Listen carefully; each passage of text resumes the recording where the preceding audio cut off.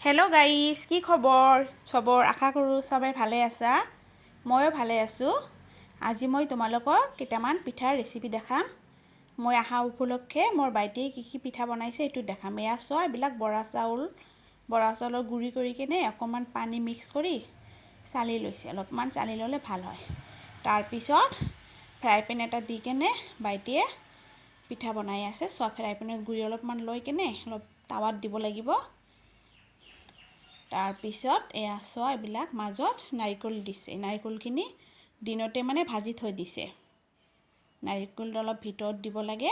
তাৰপিছত সেইটো অলপমান সমান কৰি কেনে এয়া চোৱা, ভাজ কৰিব এতিয়া। এয়া ভাজ কৰি আছে। চাউলৰ গুড়িখিনি অলপমান শুকান হৈ গৈছিল, সেইকাৰণে ইমান এটা ভাল হোৱা নাই, ফাটি যায়। এইটো অলপমান ভিজা ভিজা থাকিলে ভাল হয়।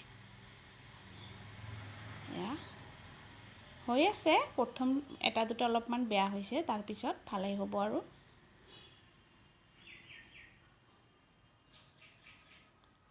এয়া হৈ গ'ল। কেইটামান ভাজি উঠাইলে। আৰু এটা পিঠা দেখাম তোমালোকক। এইটো হ'ল চাউলৰ গুড়িৰ চেৱাই। এয়া চোৱা, কেনেকৈ কাটিব লাগে।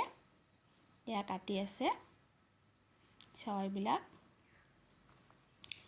এইটো এয়া বনাই কিনে থৈছে, ভালকৈ দেখা পোৱা নাযায়। এয়া চেৱাইটো আকৌ গাখীৰ দি ৰান্ধিব লাগে। হ'ব।